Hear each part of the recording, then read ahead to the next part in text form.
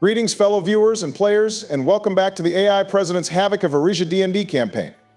Last episode ended up being so long I had to split it up into 2 parts, and also concluded the first arc of the series.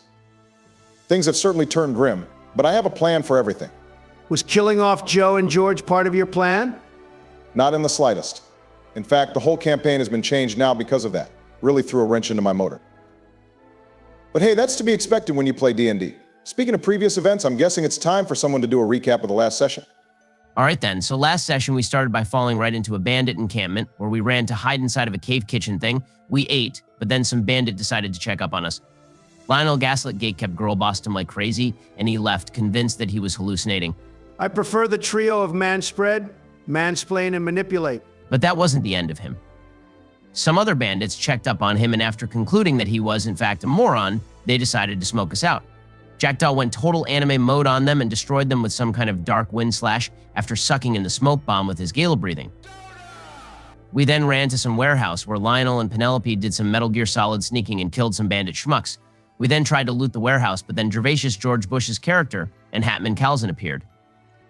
Calzin yapped about his master plan and how he was going to capture Jackdaw out of all people because apparently he has some kind of potential. I know, right. If there's a chosen one, then it's totally me. I'd suggest you to eat some humble pie, but you're already built like a pumpkin.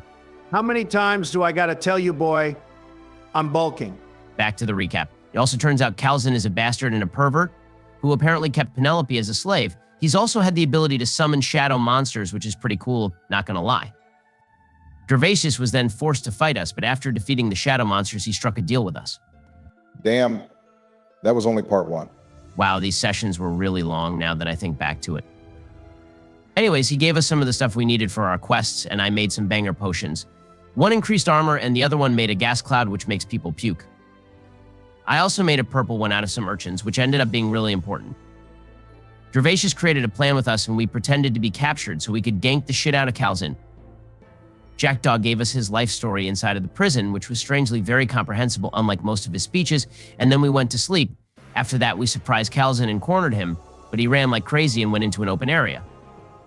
We had a really tough fight where we could have all possibly died. Jackdaw got bisected after making Calzin go into phase 2 and got sliced in half by a Shadowcast sword. Gervacious got hit by a 2-piece combo and died as well. Lionel turned him into Swiss cheese with all those bullet holes, but Calzin shrugged off most of them. This guy was easily the tankiest enemy we've fought. Bro barely flinched when being shot by a damn flintlock. Penelope went rage mode and gouged his eyes out, which then gave me the possibility to force feed him the weird purple potion.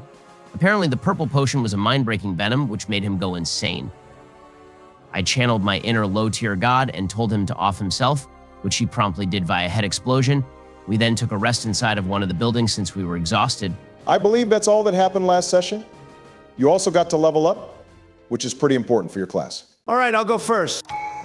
For my gunslinger subclass, I went for the Summer Dragoon path, which gives me a +5 to initiative and a special talent called Lock-In, which I can apply to some poor soul as a bonus action.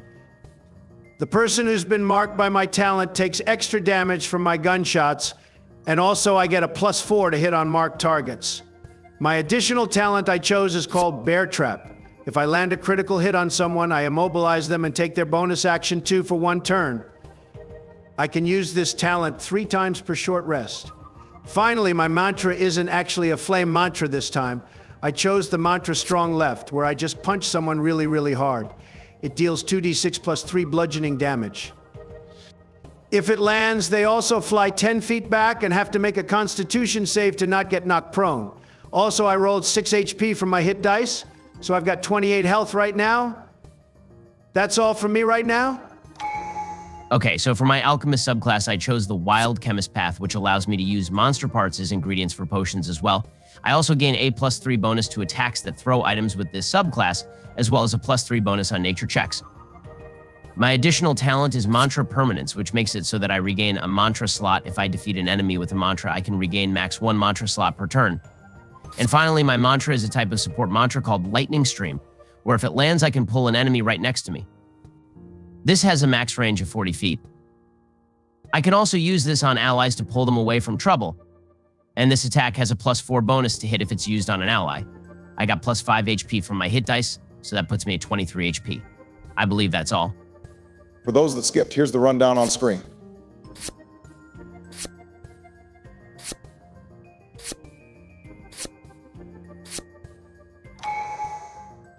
All right, now let us continue from where we left off.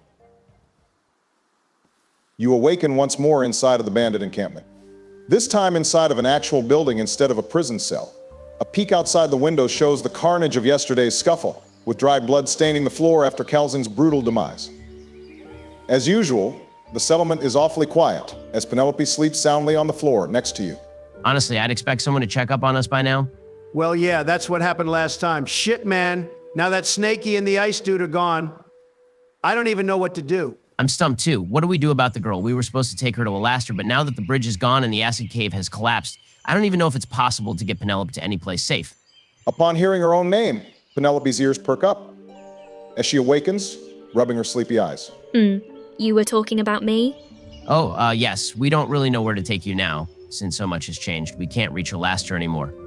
Penelope doesn't seem to follow you completely, but she understands that things aren't good as of now. She furrows her brows and looks to the side at the bloodbath through the window. Where do we go? Fuck it, we're going home. Wait, home? We're just going to leave Erisia like that? Well, yeah, we can't leave Penny here alone. And besides, our missions are basically complete. You have your weird mushroom things, and I have my samples. It's high time for us to get out of here. What about the spot for the iron mine? Summer Company will have to settle for the stinky one we found 2 nights ago. Only the top part has collapsed, so it should be suitable. You're kind of right. Obama, do you mind if we just leave Erisia? I didn't expect you guys to try to leave yet. I do have some things planned for that sort of situation, but damn. Your fault for giving us a difficult ass boss fight. Anyways, Lionel, how do we get away? Basil, my boy, you claimed to be taking notes, but you forgot something. Jackdaw arrived to Erisia with a wooden sailboat. We could use that. We're just stealing dead people stuff now? He's already dead. Surely he won't be bothered by it. Besides, do you have any better options? Or do you want us to swim for a couple miles instead? Fuck it, we're stealing dead people stuff, I guess. Now you're thinking like a businessman. Let's get to it. Basil, Lionel, and Penelope take the trek back to the beach, walking past several noteworthy locations, such as the abandoned ruins and the stunning sights of the ocean. After about an hour's journey, you find yourselves at the beaches of Erisia once more. The sun is now covered by somber gray clouds. Rocky crags break the waves of the ocean, which moves steadily. Judging by the weather, the risk of rain is imminent. All right then, let's see where Sleepy Jackdaw left his boat. If I remember correctly, he left it anchored beside some rocks. Make a perception check for that. Damn it, a 4. That's all right, let me try instead. That's a 13. Do I see anything? Your eyes scan the rocky beach, searching for anything that resembles a boat. Your gaze meets with a wooden sailboat in tip-top condition. It's nestled between 2 rocks, with rope holding it steadfast in place. Fantastic. Let's untangle this thing and get it on the waters. Any volunteers? Penelope raises her hand and jumps with glee. Me, I can help. Lionel, do you have any idea on how to control a boat? Do you? Hey, fair enough. Do you know your way back to Summer Isle or wherever the hell you're going? Of course, dear boy. I've got a sea map, and I'm pretty sure there's a compass on board here. And if there isn't, Then Jackdaw was a half-assed sailor. well, he was a samurai first and foremost, a historian second, and probably a sailor third. Screw this noise. Let's just get this damn boat on the waters already. Penny, you're helping me out, right? Aye, boomstick. Fine then, I'll help you out too. You all work together to get the ship out on the sea again. You can see Penelope climbing on the tall rocks, using Lionel's short swords to cut the ropes holding the boat anchored to land. Now all you have to do is to push the boat with all your combined strength to get it out on the waters. Hell yeah, a 21. I got a 15, not too shabby either. Penelope got a 13. You all easily force the boat back on the waters as it wobbles, balancing on the waves, which are now growing restless. Perfect. Now let's get this motor running. Lionel, this is a sailboat. Oh, right, no yachts here. Penny, could you climb up on the mast and release the sails? Penelope nods and effortlessly climbs the mast, untangling the rope holding the sails folded. The large blanket of cloth now waves with the wind, but it needs to be tied down in order to keep its function. This will require a sleight of hand check to tie the knot. I'll try to tie this knot. Darn it, that's a 6. Due to your inexperience, your technique is rudimentary, and the knot is quickly untied as the fury of the winds rip it apart. Anyone else got a good deck score? Penny, show this nerd how it's done. Oh damn, that's a super solid 24. Dude, what is her dex modifier? Looking at her character, she has a 20 in dexterity, so that's a +5 modifier just from that. She's just goated like that. Penelope ties a flawless knot, as if she were a trained professional. The sail now stretches firmly, and you can feel the boat being moved around by the harsh wind. All right, I'll take control of this ship. Yours truly will be the captain of this fine vessel. Let's set sail for Summer Isle.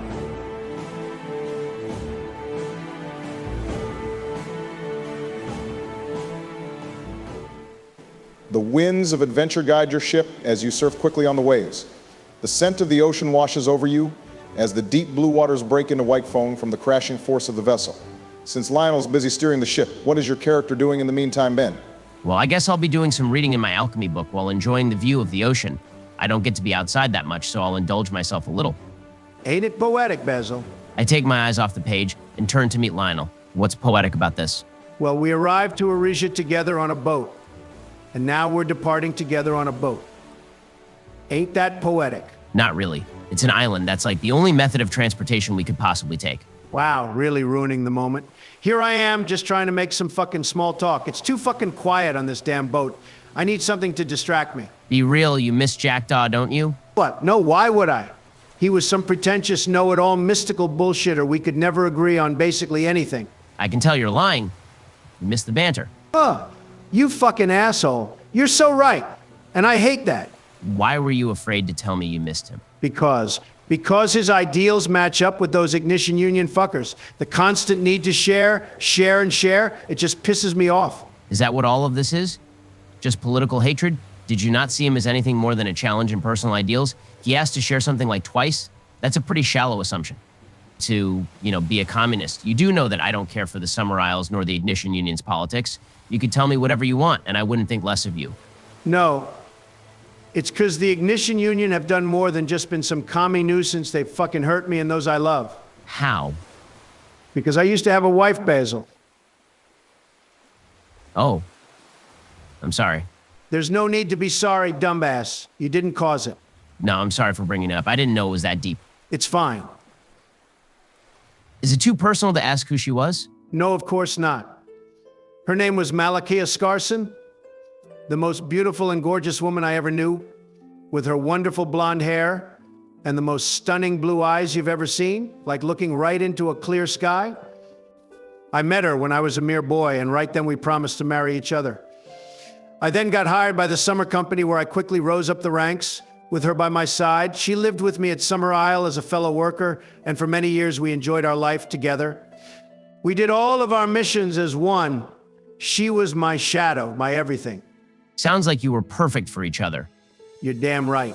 But of course, all good things must come to a tragic fucking train wreck, as the bastards from the Ignition Union allegedly miscalculated an artillery strike and tore through the civilian quarters, murdering her and several others at nightfall. They still claim it was an accident to this day, but I know better than to trust those subhuman bastards. Anything or anyone that agrees with them should be sent to the damn gallows, where they rightfully belong. What happened after that? They tried to send a diplomat the next morning to make peace. We quickly filled the bastard with bullet holes. It wasn't just I who lost my loved one. You killed a diplomat? In most cases, that would lead to a war. It did. The Ignition Union has used that as justification for raiding our storages and engaging in skirmishes against our guards. They're relentless. That's partly why I was sent on this mission. As their skirmishes continue, they're threatening to claim one of our best iron mines as their own. I was sent here to find a potential new spot, as well as samples of minerals that could potentially win this war for us. That's really interesting. It makes so much sense now. So what about you, Basil? What kind of shit are you hiding from me? I really don't have anything interesting to tell you about, just piles of books and formulas. However, I noticed a strange thing. Upon hearing Jackdaw's weird story from his childhood, it dawned on me that I don't remember a single moment from my youth at all. I don't know if I have amnesia or something, but I find it weird that I cannot recall anything from more than 6 years back, which is when I started studying alchemy as a student. Almost sounds like an excuse. I swear I'm not hiding anything.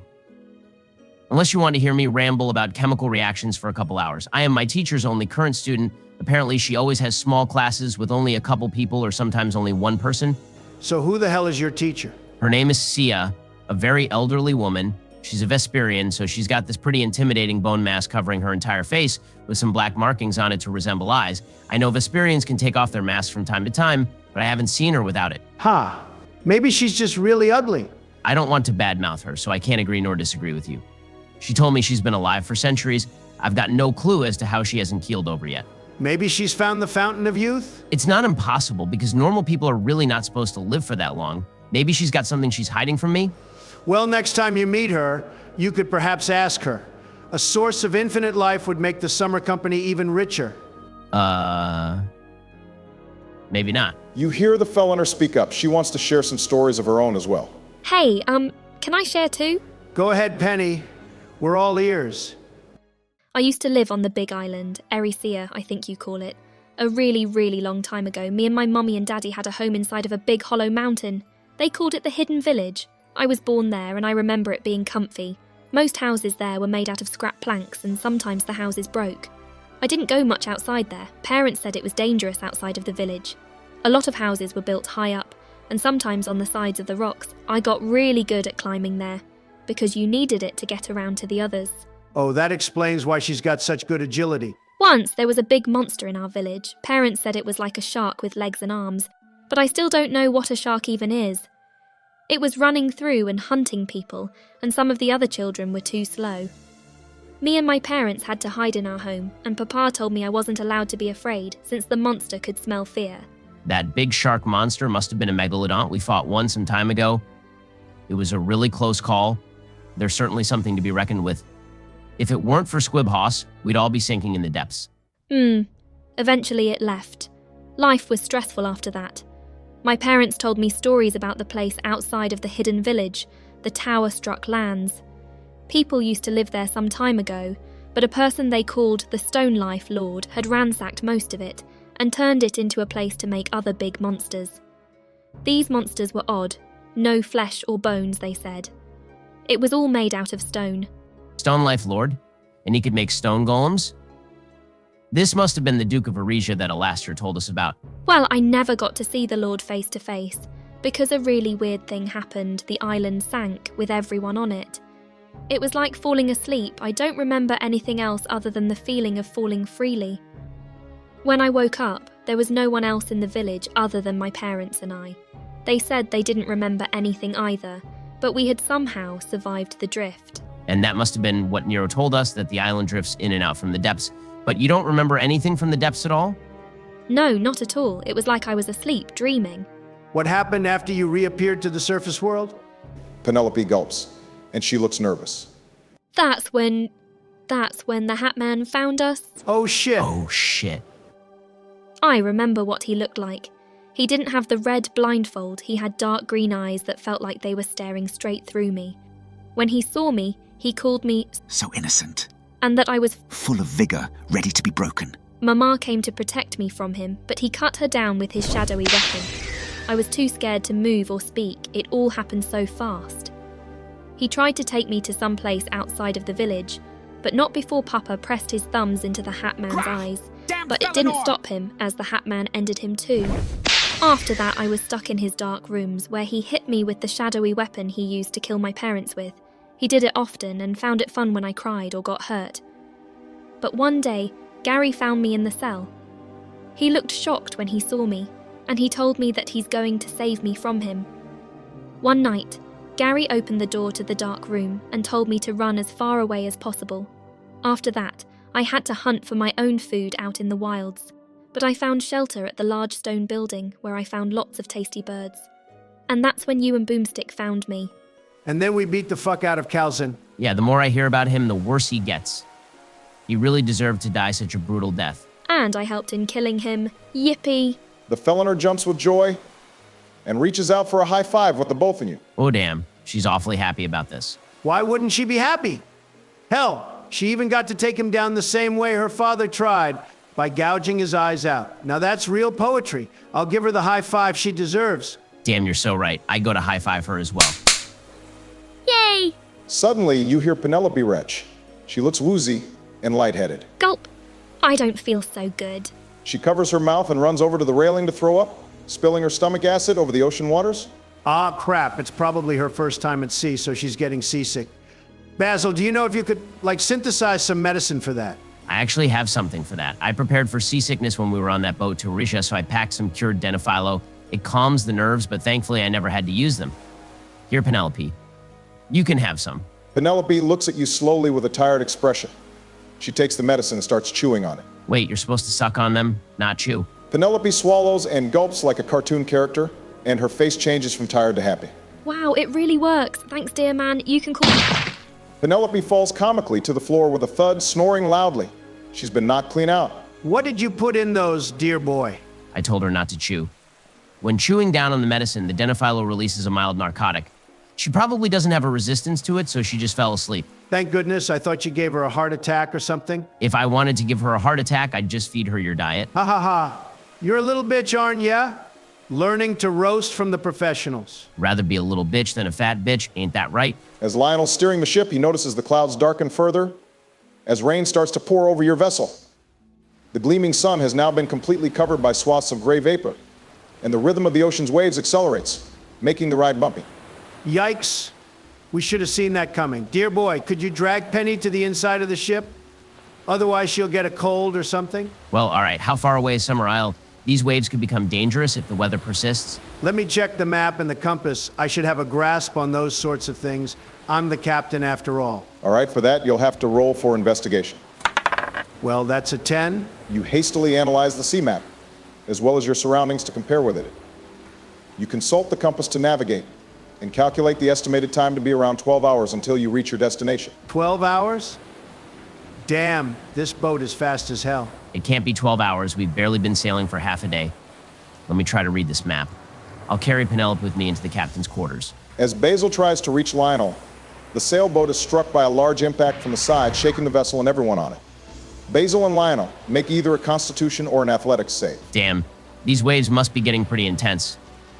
Well, my constitution is slightly higher, so I'll pick that. Both mine are fine.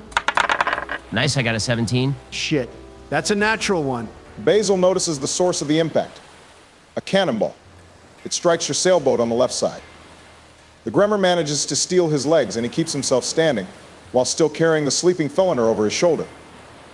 Lionel was too preoccupied steering and falls to the floor, losing control of the boat, and he takes 4 bludgeoning damage as he hits his hip on the wooden floor.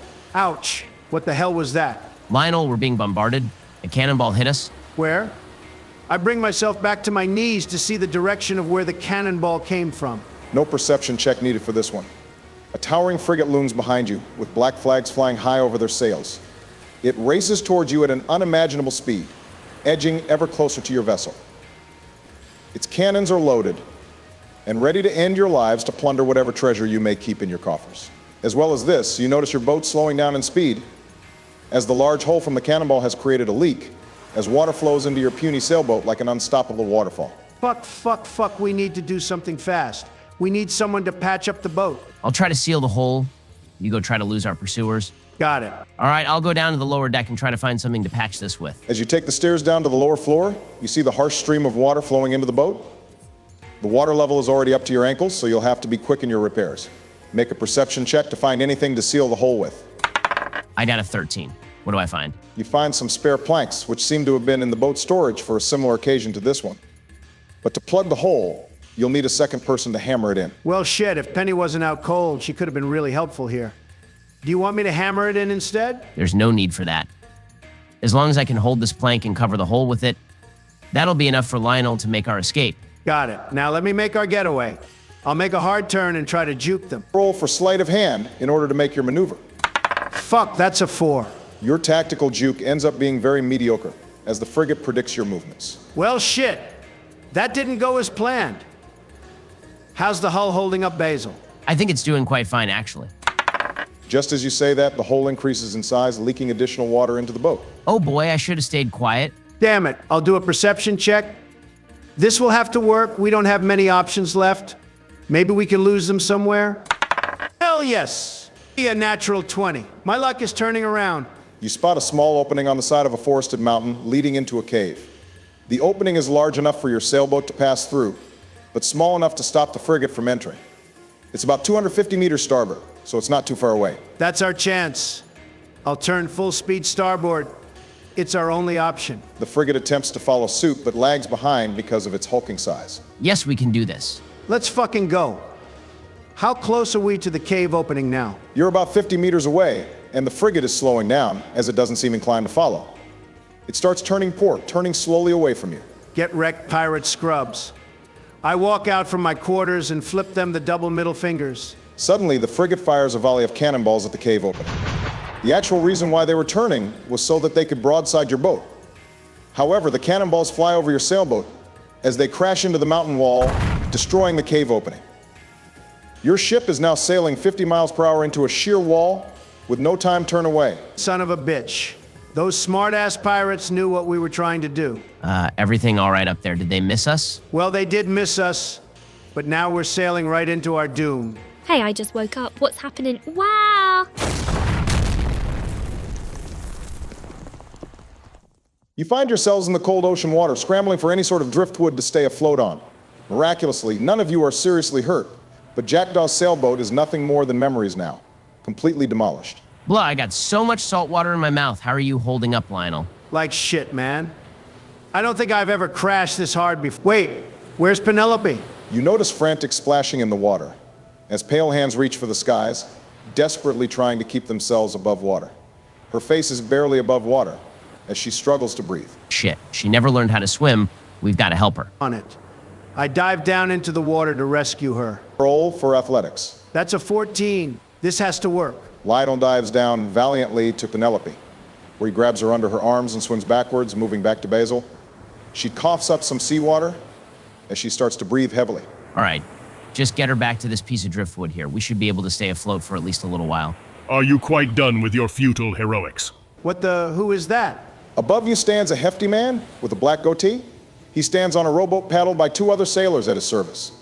It has sailed some 40 meters away from the large frigate. He unsheathes his cutlass and points it at you with a condescending smirk on his face. Now, let's make this easy for the both of us. Answer the question, you rotund bastard. Who are you? You've really got a sailor's mouth. I am Chimera Blackblubber, captain of the Black Steel Pirates. Now that I've answered your worthless question, I want you to give me everything in your coffers. That shoddy sailboat must have had something valuable in it. Dude, a Vigil owned this boat. There's literally nothing except the bare essentials. We know a Vigil owned this boat. That's why we attacked it. But I guess you lads are pirates like us. Of course, that doesn't spare you from my wrath. I mean, he's not wrong. We did kind of steal this. It was literally your decision. Come on, Basil. Show some follow-through. We decide. Silence. You speak when you are spoken to. Bring me anything worth of value here. I don't enjoy having my precious time wasted. We already told you there's nothing of value here. Then I'll take what's on your bodies. Hell no. We're not going down without a fight. The pirate captain laughs, seeing you splash about angrily in the water. Fight. Don't make me laugh, fancy man. You're coming aboard this rowboat. You have no say in this matter. We should just follow him back. We have no chance against him when we're swimming around in the water. And then he takes us to his frigate, where his entire crew is? We're not getting an advantage if we follow him back. I can hear you, idiots. I don't appreciate people talking about murdering me, especially when it's done behind my back. Glass dancer, ice chains. He sends out a web of crystallized red chains, wrapping you up neatly, tangling and stopping all of your movements. He holds the chains like a leash, tugging you. Youch! Get this off me. Men, row us back to the Black Blubber's Pride. But sire, you're dragging 3 additional people behind us. I didn't ask for how difficult it was. I said row us back to the Black Blubber's Pride. Aye, Captain. And so, after a painstakingly long 40 meters, you arrive at the large frigate, the Black Blubber's Pride. The red crystallized chains are released, and Captain Chimera gestures for you to climb aboard. Don't try to swim away. We've got harpoons lined up for that sort of occasion. Or unless you want to sate my crew's hunger for blood. We weren't thinking of that. Do you think we're that stupid? How nice. I love when my victims are compliant. It makes it really convenient. I whisper to Basil the second we're in control. We're beating this guy up. You climb the tall ladder up to the deck of the frigate where the crew stand gathered. They look strangely unenthusiastic, as if they're bored. A closer look shows that most of them are severely malnourished, a stark contrast to their rotund captain. The ship is in pristine condition, completely spotless, but probably at the cost of his crew's sanity. Chimera's crew gathers around you, surrounding you and preventing any attempts to escape. Loyal subordinates, who's ready to plunder? Hooray. Can we please get to eat? I'm hungry. You get to eat when I say so. Now, foolish pirates. You stand against the full might of the Black Blubber's pride, the undefeated legendary ship of the Eastern Luminant. You aren't undefeated. Not even close. The entire crew goes silent, and so does the captain. He stares at you, confused. He then bursts into a raucous laughter, slapping his knees as he's hollering. A simple bluff and nothing more. Who do you think you are? Maestro Evangard rest defeated your entire crew, alone, at the Isle of Vigils. The captain now notices what you meant, and he seems infuriated by your knowledge. Who told you this story? A Vigil initiate and a close friend. Damned Vigils, they humiliated my father and his crew. Oh, so Felice Black Blubber was your father? Indeed. After his defeat, he gave up on his dream of becoming the strongest pirate in all of Lumen. I had to take up his mantle and continue the legacy. And every Vigil ship we come across, we bombard and loot them. That is, after all, what they deserve. Is it really worth it to continue this grudge? You won't gain anything from this. Maybe you're right. Hey, wait a second. Ha! You're trying to distract me. A good try, a very good try indeed. Drop everything you have. If your armor is of any value, drop that too. Well, shit. Worth a shot. I don't want to give you Lionel's swords. They're precious to me. Well, you've got no other choice, little lady. Out of game moment, what the fuck do we even do in this situation? He's got us surrounded with like 40 people. I do have that fitted blight potion, the one that makes people puke. You have your flame blinds and your flame repulsion, but that might set fire to the entire ship, killing us too. Boomstick, use the big flashy attack. The big flashy attack? Oh right, my flare snap, but what do we do after that? Didn't think that far. Hey, you hear me? Drop your stuff unless you want me to get violent. Captain? What? You're not getting any food if that's what you're asking. No, there's another ship. Blue and gold sails. Why do I hear boss Blue music? and gold. An equally sized frigate approaches from port of the Black Blubber's Pride. Its sails are raised high, colored in gold and light blue colors. Its hull trumps the Black Blubber's Pride in style, as it is trimmed with lavish gold decorations beyond your wildest dreams. It glides across the ocean with immaculate grace, with cannons locked and loaded. It lies 30 meters from the starboard and is rapidly approaching. Damn it all. I stop the ship for one moment and that bald fucker finds me instantly. The captain is a bald man with a black beard and a chiseled face, clad in a white and blue mix of plate armor and martial arts robes. His build is muscular, and he carries himself with dignity. He gives an order to one of his crew as they take his place in steering the ship. The captain leaps, launching himself from his ship onto the one you're standing on, landing in a superhero pose right in front of the rotund captain. Chimera Black Blubber, huh? Damn, you're somehow uglier in real life than the picture on your bounty poster. There's no way. Is that fucking Andrew Tate? That's right, brokies. I saw you guys playing D&D on YouTube. I thought that shit was only for nerds, but apparently it's cool as fuck. I'll be joining for this session. Mr. Obamba briefed me on the rules and the story, so no need to lecture me. That's pretty sick. And a good moment to join too. We were in a bad spot. Andreo Kotov, in the flesh. Gods, you've been on my ass for the past month. When are you gonna learn to quit? I'm on a grind set, fat ass. Quitting is for chumps who can't stack notes like me. It appears Andreo Kotov over here is as much of a money mogul master as me. Exquisite. Oh, really? What color is your frigate? It would be a metal gray. Gold's a better color. Wait, do you actually own a boat? I mean, I work for the Summer Company, and they've got ironclad warships. Fair enough. Well then, Kimmy boy, ready to get your ass beat? The fat captain laughs as he gestures widely. I've got over 40 crew members, and you're just 3 people. 4 if you count that terrified girl over there. Dude, they're all built like skeletons. A single kick and they'd literally snap in half. Well, he is going for the North Korea look, so that's not surprising. All right, listen up all starving ass sailors on this boat. There's plenty of food and water on my ship. If you give up, you can join my ship and eat for once in a fucking while. Roll for persuasion to convince the sailors. All right, a 19. As to be expected of the top G. The crew's eyes light up as their mouths salivate at the thought of fresh food. Many of them drop their weapons without a second thought. When can we eat? Finally, I haven't eaten anything for a week. You traitorous bastards, what do I pay you for? You don't pay us, you fat fuck. We would have mutinied if any one of us had the energy to do so. You don't deserve my loyalty. Yeah, what that guy said. I give an order to my ship to stop so that the sailors here can swim aboard. So, Fatty, where's your advantage now? Oh, whatever. They were all cannon fodder. Elites, come up here. 7 elite pirates approach you, standing neatly beside Chimera. They come equipped with sabers and cutlasses. Unlike the other crew, these pirates appear to be well fed and trained, thus gaining the title of elite. Lionel notices that one of them even has a flintlock, likely plundered from a Summer Company grunt. Oh, hell nah. I'm avenging my fellow co-worker. These people look a lot stronger than the bandits on the big camp at home. Does the cat girl fight, or is she just here for moral support? In our last battle, she gouged the shit out of someone's eyes. Sounds promising. Well, it appears you numbskulls are still outnumbered 2-1. You ready to take this dance? I'll have you know I'm great at dancing. Aha! Then let's tango, fools!